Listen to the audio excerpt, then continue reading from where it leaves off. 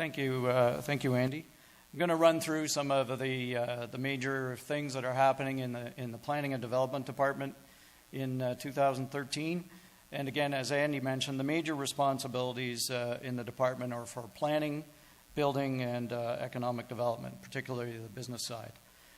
We're very busy in 2013 in the planning department with a lot of planning approvals. And one of the most significant things that everybody in the community is excited is with the Landmark Group's development of the Elora Mill community. That's a mixed-use development that will incorporate hotel, banquet facilities, retail, commercial use, and residential condominium units. In 2012, we adopted the secondary plan in November. The county turned around the approval of that really quickly, and it was approved in the first week of January of 2013.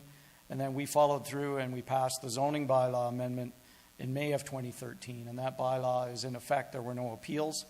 So now the Landmark Group is assembling their team to put together the site planning. And we're meeting regularly with them in order to expedite their development. We're meeting monthly with their team and our team, and we're getting together to talk about the infrastructure requirements. And we hope that some of the things like the sewer and water upgrades that are needed for the development of that site will be, the work will be completed in 2013 as far as all the design goes. In terms of subdivision activity, it's a very busy year for us. We have 3 new residential developments in Fergus that will come on stream in 2013. I see Jim Keating in the audience, and Beatty Hollow is a subdivision that Jim and Tom were able to get approved, I think, in what I'd call record time. They filed in 2011, and here we are 2 years later, we're getting ready to put the shovel in the ground. And that's off Beatty Line in northwest Fergus. Strathlee is another subdivision. The developer and the builder there is called McPherson Builders. They have a model home or two that they built up off Highway 6 in the north end of Fergus. And Westminster Highlands, which is being built by Reed's Heritage in the south end of Fergus, you can see is just starting to wrap up. They're building model homes now, and they have their sales pavilion. They're just opening up. That's quite a bit of activity in us. In our usual year, we don't see 3 subdivisions all coming on stream at once. So it's very busy for us to get the subdivision agreements and everything done, but it's also a good time. We've had lower than expected building permit activity, not in the last couple of years, but a few before that. And we attribute that quite a bit to the lack of supply of lots. So things are really going to open up in 2013. 2014 mostly for building permits. We have some industrial development activity going on. Right now we've got 2 sites in the Fergus Industrial Park on Gregson Court that we're in the middle of site plan review for, and we're hoping that those are going to be able to start building soon. One of them is a multi-unit building that will be eventually converted into a condominium similar to the unit that's already on Gartshore Street.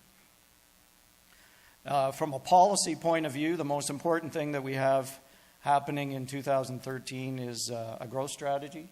And that's a project that involves the Parks and Rec Department, Economic Development, Public Works working together to develop a strategy for when and how growth will occur in our community.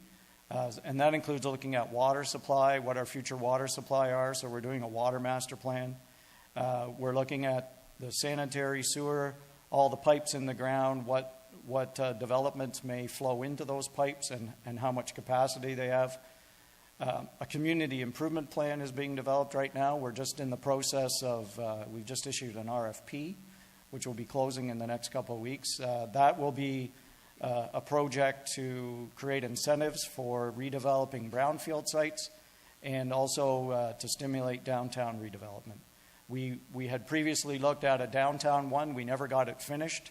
We've been looking a little bit at brownfield, but with the Landmark Group's project coming on stream, wanting to have some support from the municipality in terms of assisting them with funding of some of their projects, and we decided that we needed to bring these 2 things together now to benefit Landmark, and then of course there's plenty of other brownfield sites that will benefit as well. The ultimate goal of the growth strategy is to have our infrastructure requirements, our planning approvals, and our financing strategies all aligned together with different other municipal strategic plans and Parks and Rec master plans, the culture plan. Make sure we bring all those things together. We're all at the table talking about our future growth.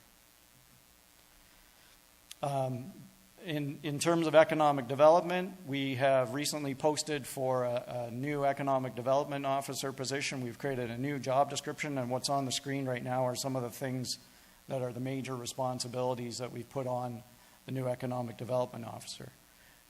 Facilitating economic development planning strategies and initiatives, develops, implements, and monitors the business retention and expansion program. I'll have a little bit more to say about that in a few minutes. Connects and provides continued support to local and new businesses through the planning and development approval process. So we'd like to see, if you're a new commercial or industrial business that comes to town and you're looking at a new site, we hope to be able to have the economic development officer there to walk people through the process, instead of having us tell a prospective business that, oh, you need to call Public Works for that, or you need to call Parks and Rec for that. We want the EDO to be there at your side to be able to go and get the answers to some of those questions for you. We think the EDO needs to be able to conduct research and evaluate the township's strengths and weaknesses, talk to local business about attitudes, and come up with ideas about addressing weaknesses and enhancing the strengths in our community.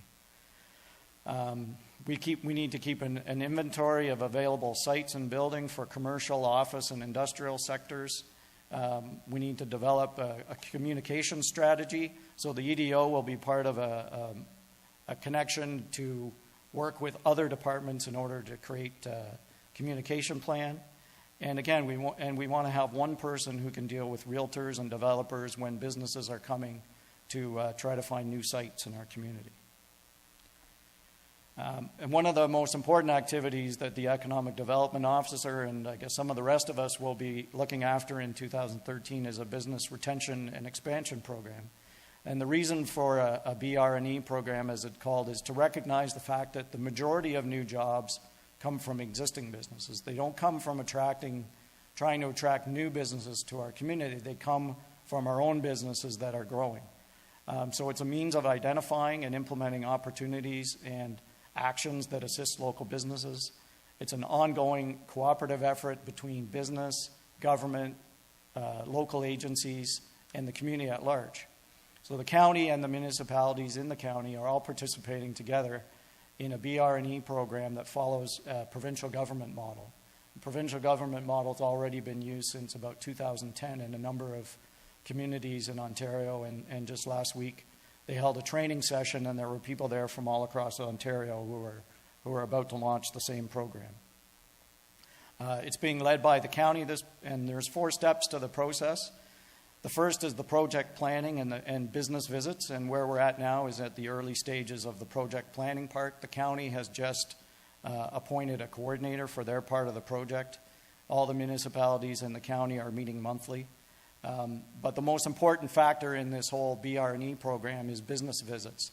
And so there'll be targeted sectors where the county identifies a statistically reliable sample of businesses in different sectors.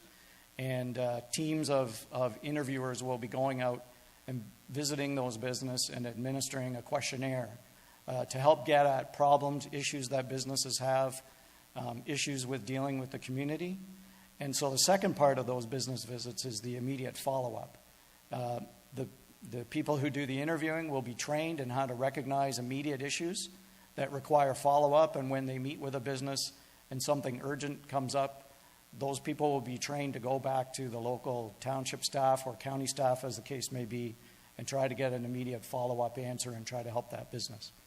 The third step is the data analysis and the recommendations that come from that. Again, it's a statistically reliable program, so there'll be a lot of information. It's a fairly significant questionnaire that gets administered. So there'll be data analysis on the information that comes from those surveys and a recommendation report prepared. And then at the end of the process, we'll hold some public meetings to explain the process and also develop a plan for how we're going to implement the results that we obtain. And again, this is in early days. It's being led by the county.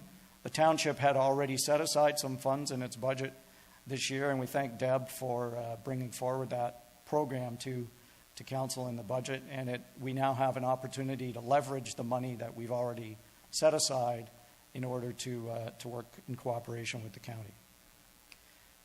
Finance is next.